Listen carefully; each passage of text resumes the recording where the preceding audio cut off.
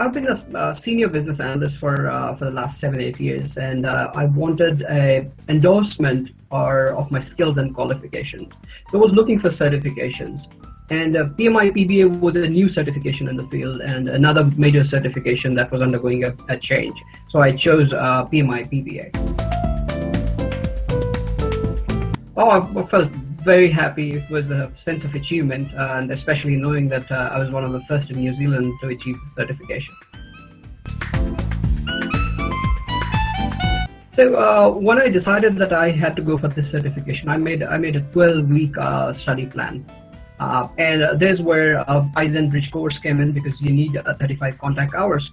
And apart from that, basically you have to understand PMI's framework of business analysis.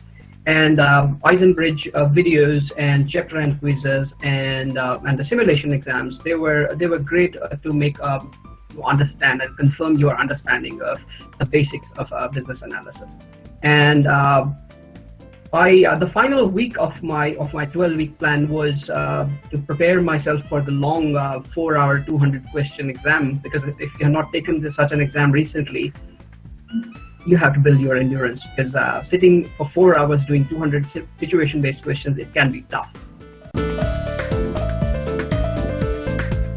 If you talk about the simulation exams, they are very much like the actual exam that I appeared in.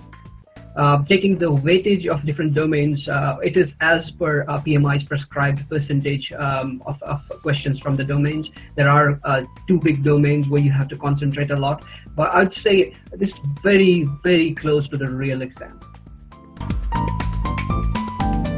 Online videos, Saket's videos about PMBOK, about business analysis practices, and your videos about tools and techniques, they are amazing. They reconfirm your understanding, and especially for a person like me who doesn't come from a project management area, I come from a business analysis area. So Saket's videos on PMBOK, they're very essential to build your understanding of the framework, and basically understanding what is product management and what is project management, understanding the 5 different domains of PMI-PBA framework, your understanding of requirement types, how you classify requirements, what are the tasks, what is the input, what is the tools and techniques, and what is the output, and basically how you build a collaboration between project manager and business analyst. So very, very important to go through all the videos. And in fact, iZenBridge was the only course that I did, only material that I referred to, apart from the PMI PA practice guide. There are different types of this. There's total of 200 questions.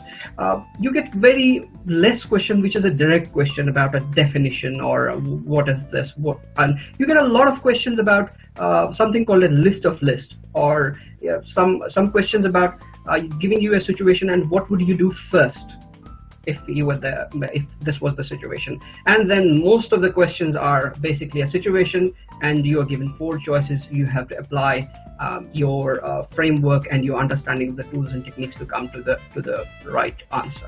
So there are 4 choices. 2 of them can be easily eliminated, and the rest of the 2, if you refer to the recurring themes in the PMI-PBA framework, you get to the right answer. You eliminate 2 from the rest of the 2. You look at the recurring themes and you come to the right answer.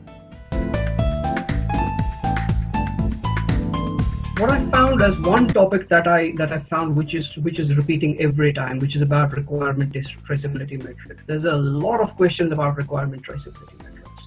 There's a lot of questions about what kind of requirements are these. There's a lot of questions about stakeholders, how you engage stakeholders. There's a lot of questions about what would you do next. So you have ABC is a business analyst. He has done this and this and this. What is the next step to do? So that is where your linking of the tools and techniques and linking of the domains, how you hand over from one domain or one task, and what the output of one task is the input of other tasks. So you have to have an understanding of that. basically the clarification sessions were around 2:30 to 3 a.m. my time, but so I couldn't attend them obviously. But the next day, all the material, all the recordings, all the PDFs or the presentations would be with me. So it never felt that I was in a different time zone. I couldn't add to the live session, but I didn't feel left out. I had everything in the forum. I got emailed every material that was discussed in the clarification session. Thanks a lot to you. Basic advice is build your fundamentals of business analysis. Understand the tools and techniques. Understand what are the inputs, what is the tools and techniques that you use, what is the outputs, and how the tasks are interrelated.